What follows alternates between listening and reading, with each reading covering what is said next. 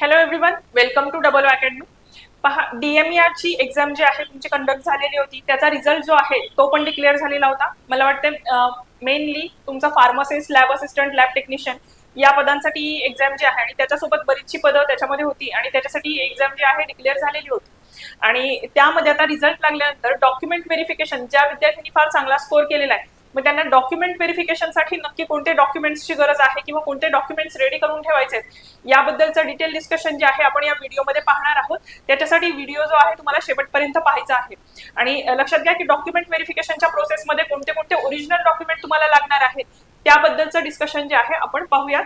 आणि सोबतच तुम्ही झेरॉक्स कॉपीज ज्या आहेत त्या पण त्याच्या रेडी ठेवायच्या आहेत. ठीक आहे, ते पाहण्याआधी बघा, अकॅडमीमध्ये ANM, GNM, lab technician, lab assistant आणि फार्मासिस्ट या सर्व पदांसाठी नवीन बॅचेस ज्या आहेत त्या सुरू झालेल्या आहेत. आणि त्याचसोबत रेग्युलर बॅचेस सोबतच मेंटॉरशिप बॅचेस ज्या आहेत त्या पण सुरू झालेल्या आहेत. आणि त्या सर्व बॅचेसमध्ये जे पण तुमचे प्रिव्हियस इयर क्वेश्चन पेपर आहेत त्याचे डिटेल अनालिसिस तुम्हाला प्रोव्हाइड केलं जातं. तुमचा जो सिलेबस आहे तो कम्प्लीट कव्हर केला जातो आणि ई बुक, टेस्ट सिरीज आणि नोट्स जे आहेत तुमच्या सिलेबसच्या अकॉर्डिंगलीच तुम्हाला प्रोव्हाइड केल्या जात आहेत.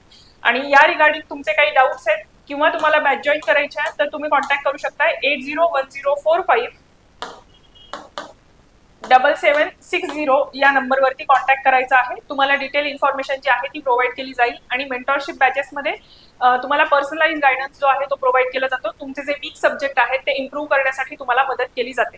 ठीक आहे, तर आता आपण जाणून घेऊया की DMERचा जो रिझल्ट डिक्लेअर झालाय त्याच्यानंतर जर तुम्ही फार चांगला स्कोर केलाय, तुमचं नाव लिस्टमध्ये येत आहे असं वाटत असेल तर डॉक्युमेंट व्हेरिफिकेशनमध्ये बऱ्याच स्टुडंट्सना प्रॉब्लेम जनरेट होतो. त्यांना हे माहितीच नसतं की कोणते कोणते डॉक्युमेंट्स जे आहेत इम्पॉर्टंट आहेत. त्याच्यासाठी DMERनी हे डॉक्युमेंट्सची जी लिस्ट आहे ती ऑफिशियली डिक्लेअर केलेली आहे. त्याच्यामुळे हे डॉक्युमेंट्स जे आहेत तुमच्याकडे असणं आवश्यक आहे. ठीक आहे, तर याच्यामध्ये काही सर्टिफिकेट्स आहेत. Candidates will have to produce following original documents. याचा अर्थ तुमच्याकडे हे ओरिजिनल डॉक्युमेंट्स जे आहेत ते असणं आवश्यक आहे. तेव्हाच तुमचं डॉक्युमेंट व्हेरिफिकेशनच्या प्रोसेस जी आहे ती व्यवस्थित कंप्लीट होईल. तर त्यामधलं पहिलं डॉक्युमेंट जे आहे ते आहे नॅशनॅलिटी सर्टिफिकेट. तुमच्याकडे तुम्ही भारताचे नागरिक आहेत याच्यासाठी काहीतरी प्रूफ असणं आवश्यक आहे. मग त्याच्यासाठी कोणतं सर्टिफिकेट पाहिजे? आयदर तुमच्याकडे पासपोर्ट असला पाहिजे किंवा स्कूल लिव्हिंग सर्टिफिकेट जे आहे stating nationality as an Indian. तर तुम्ही बघितलं असेल की तुमच्या स्कूल लिव्हिंग सर्टिफिकेटवरती नॅशनॅलिटी जी आहे ती मेन्शन केलेली असते की तुम्ही भारतीय आहात. मग आयदर तुमच्याकडे स्कूल लिव्हिंग सर्टिफिकेट पाहिजे किंवा पासपोर्ट पाहिजे जे प्रूफ असणार आहे की तुम्ही भारताचे नागरिक आहात.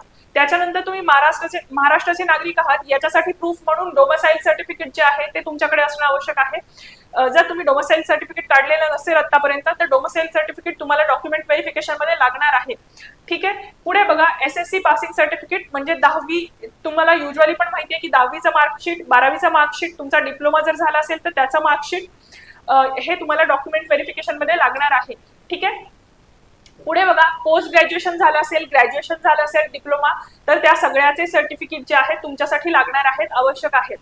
पुढे बघा, फॉर रिक्रुटमेंट आणि रिक्रुटमेंटसाठी तुमचे हे सगळे मार्कशीट्स लागणार आहेत. ऑल मार्कशीट्स म्हणजे तुमच्या डिग्री आणि डिप्लोमाच्या प्रत्येक सेमिस्टरचे मार्कशीट जे आहेत तुमच्याकडे असणं आवश्यक आहे. जर नसतील तर आताच तुमच्या युनिव्हर्सिटीमधून अप्लाय करा आणि ते काढून घ्या.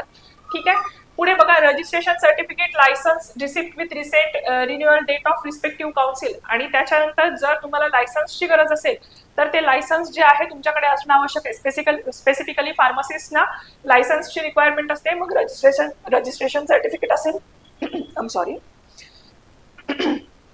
मग त्यामध्ये रजिस्ट्रेशन सर्टिफिकेट असेल, लायसन्स असेल किंवा रिसेंट रिन्युअल डेट जी आहे त्या लायसन्स रिन्युअलची डेट ते तुमच्याकडे लायसन्स जे आहे ते अवेलेबल असणं गरजेचं आहे. NX तुम्ही फॉर्म फिलअप करताना NXF जर वाचला असेल त्यामधला तर त्याच्या अकॉर्डिंगली तुमच्याकडे मेडिकल फिटनेसचे सर्टिफिकेट आहेत म्हणजे तुम्ही मेडिकली फिट आहात याचं प्रूफ असतं. मग हे मेडिकल फिटनेस सर्टिफिकेट जे आहे ते पण तुम्ही काढून घ्यायचं आहे. त्याच्यानंतर बघा, जर कास्ट मधून किंवा रिझर्वेशन थ्रू तुम्ही फॉर्म फिलअप केलेला आहे किंवा कास्ट रिझर्वेशन क्लेम केलेलं आहे, वुमन रिझर्वेशन क्लेम केलेलं आहे तर स्पेसिफिकली त्याच्यासाठी कोणते डॉक्युमेंट्स लागणार आहेत? तर ऑफकोर्स तुम्हाला कास्ट सर्टिफिकेट लागणार आहे. त्याच्यानंतर कास्ट व्हॅलिडिटी जी आहे तुमच्याकडे असणं आवश्यक आहे. आणि जर तुम्ही NTB, NTC, VJA, NTD, OBC, SBC आणि वुमन रिझर्वेशन जर अप्लाय केलेलं असेल तर त्याच्यासाठी तुम्हाला नॉन क्रिमी लेअर जे आहे ते पण लागणार आहे. त्याच्यामुळे ते नॉन क्रिमी लेअर सर्टिफिकेट जे आहे ते पण काढून घ्या. त्याच्यावरची डेट पाहून घ्या.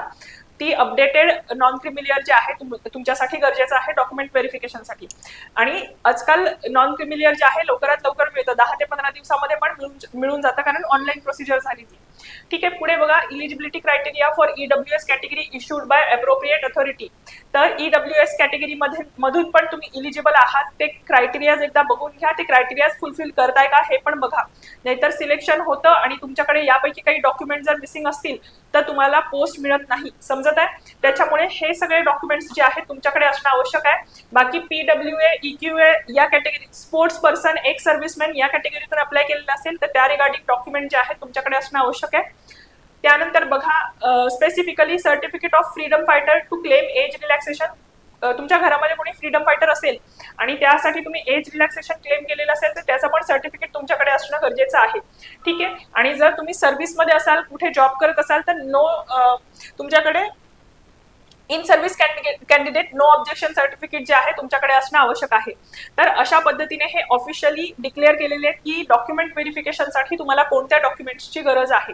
ठीक आहे, तर पहा, या व्हिडिओमध्ये आपण डिटेल पाहिलेलं आहे की DMERची एक्झाम मध्ये फार चांगले मार्क्स स्कोर केलेले कॅन्डिडेटसाठी आता डॉक्युमेंट व्हेरिफिकेशनसाठी एक्झॅक्टली कोणते डॉक्युमेंट्स गरजेचे आहेत याबद्दलची डिटेल इन्फॉर्मेशन तुम्हाला दिलेली आहे. हे सगळे डॉक्युमेंट जे आहेत तुमचे तयार करून ठेवा. ओरिजिनल फॉर्मॅटमध्ये हे तुमचे डॉक्युमेंट व्हेरिफिकेशन रिक्वायर्ड आहे किंवा होणार आहे, त्याच्यामुळे हे सगळे डॉक्युमेंट्स तुम्हाला ओरिजिनल तुमच्याकडे असणं आवश्यक आहे. विथ त्याच्या सगळ्यांच्या एक झेरॉक्स कॉपीज पण सोबत ठेवा फॉर सेफ साईड. ठीक आहे, तर लक्षात घ्या, या व्हिडिओमध्ये आपण जाणून घेतलेलं आहे की डॉक्युमेंट व्हेरिफिकेशन, DMER मधल्या डॉक्युमेंट व्हेरिफिकेशनसाठी तुम्हाला कोणत्या कोणत्या डॉक्युमेंट्सची गरज आहे याची डिटेल इन्फॉर्मेशन. आणि पहा, अकॅडमीमध्ये ANM, GNM, lab technician, lab assistant, pharmacist, तसेच अंगणवाडी, नेट सेट, TET या सर्वांसाठी नवीन बॅचेस ज्या आहेत त्या सुरू झालेल्या आहेत. आणि त्या रिगार्डिंग तुमचे काही डाऊट्स आहेत किंवा तुम्हाला बॅच जॉईन करायचे तर तुम्ही कॉन्टॅक्ट करू शकता. 8010457760 हा नंबर आहे. आणि या चॅनल मार्फत अशाच पद्धतीचे इन्फॉर्मेटिव्ह व्हिडिओज जे आहेत तुमच्यापर्यंत पोहोचवले जातात. त्यासाठी चॅनलला सबस्क्राईब करा आणि व्हिडिओला लाईक करा. थँक्यू.